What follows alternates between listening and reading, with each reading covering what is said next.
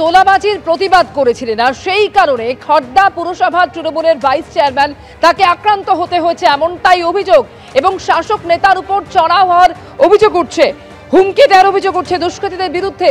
উপপুর প্রধানের সঙ্গে দুষ্কৃতীদের হাতাহাতিও বেঁধে যায়। সিসি ক্যামেরায় ধরা পড়েছে সেই ছবি।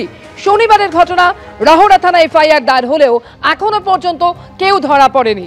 পুলিশের ভূমিকা নিয়ে প্রশ্ন তুলেছেন খড়দা পুরসভার উপপুর প্রধান শায়ন মজুমদার।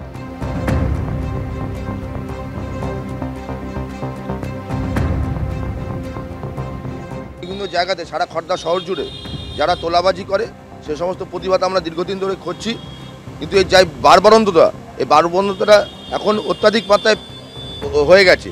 দেখো, আমরা সেদিনকে রাত্রিবেলা আমরা বসে ভোটার লিস্টের শর্টিংয়ের কাজ হচ্ছে, আমরা দেখছি কোনগুলো নতুন ভোটার আছে।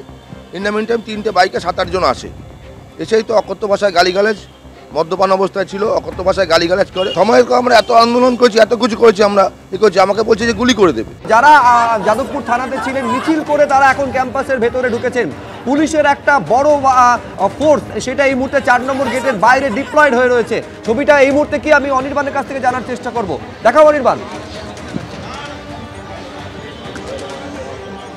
শুভ্রজিৎ, দেখো যে কথা আমার সহকর্মী ঐশী পর্যন্ত বলছিল যে 4 নম্বর গেটের বাইরে কিন্তু বিশাল পুলিশ বাহিনী মোতায়েন রয়েছে।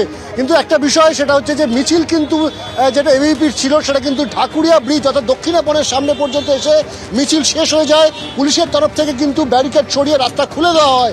তারপর আচমকা কেন এই এবিপির কর্মীরা তারা এখানে চলে এলেন এবং এই যে ভেতরে ঢোকবার চেষ্টা, ফলত পুলিশ কিন্তু সমস্ত দিকটা খতিয়ে দেখছে। তার পুলিশকে কি কোনোভাবে ধোঁকা দেওয়ার চেষ্টা হয়েছে বলে মনে করা হচ্ছে, কারণ মিছিল কিন্তু গোলপাট থেকে যাদবপুর পর্যন্ত থাকলেও পুলিশের তরফে কিন্তু এবিপির মিছিলকে প্রাথমিকভাবে আটকে দেওয়া হয় দক্ষিণাপনের সামনে একেবারে ঢাকুরিয়া ব্রিজের তলায়। তারপর মিছিল যখন শেষ হয়ে গিয়েছে, পুলিশ সেখান থেকে ডিসবার্স হয়ে গিয়েছে, আচমকা এই মিছিল কিন্তু চলে আসে এবিপির মিছিল একেবারে যাদবপুর বিশ্ববিদ্যালয় 4 নম্বর গেটে।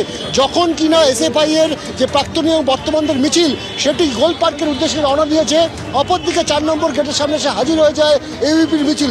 স্বাভাবিকভাবে এই ধরনের ক্ষেত্রে ল অ্যান্ড অর্ডার সিচুয়েশনে পুলিশ কিন্তু যারা মিছিল করতেন তাদের সঙ্গে কথা বলেই কিন্তু মিছিল যখন শেষ হয় সেই সিদ্ধান্ত নেওয়া হয় এবং তারপর কিন্তু রাস্তা খুলে দেওয়া হয়। এক্ষেত্রেও তাই ঘটেছে, কিন্তু পুলিশের রাস্তা খুলে দেওয়ার পর আচমকা কেন এবিপি এখানে চলে এলো? তাহলে কি এই যে পুলিশের সাথে যে বক্তব্য বা পুলিশের সাথে যে কথা হয়েছিল সেখানে কি তারা সে খেলাপি করলো? এই বিষয়টি কিন্তু পুলিশ খতিয়ে দেখছে, কারণ মিছিল কিন্তু ছিল একেবারে গড়িয়াহাটের একেবারে ঢাকুরিয়া ব্রিজের তলা পর্যন্ত এবং আচমকা এখানে চলে আসা। স্বাভাবিকভাবে পুলিশের তরফেও কিন্তু এটা আজ করা সম্ভব হয়নি, যে ক্ষেত্রে এবিপির তরফে বলা হয়েছিল মিছিল শেষ, তারপরে কেন তারা আচমকা এখানে চলে আসলেন। ফলত পুলিশ কিন্তু সমস্ত দিকটা খতিয়ে দেখছে এবং তুমি দেখতে পাচ্ছ যেহেতু ক্যাম্পাসের ভেতরে পুলিশ প্রবেশ নেই, স্বাভাবিকভাবে বিরাট পুলিশ বাহিনী কিন্তু এই মুহূর্তে দাঁড়িয়ে রয়েছে একেবারে 4 নম্বর গেটের বাইরে। কারণ কোনো কারণে কোনো আপত্তিকর ঘটনা যাতে না ঘটে সেইটা সুনিশ্চিত করতে চাইছে ডিসি বিদিশা কলিশা। তিনি কিন্তু নিজে গোটা বিষয়ে খতিয়ে দেখছেন এবং এই মুহূর্তে কিন্তু যান চলাচল যাতে স্বাভাবিক থাকে সেদিকেও কিন্তু জোর বাড়ানো হয়েছে পুলিশের তরফে।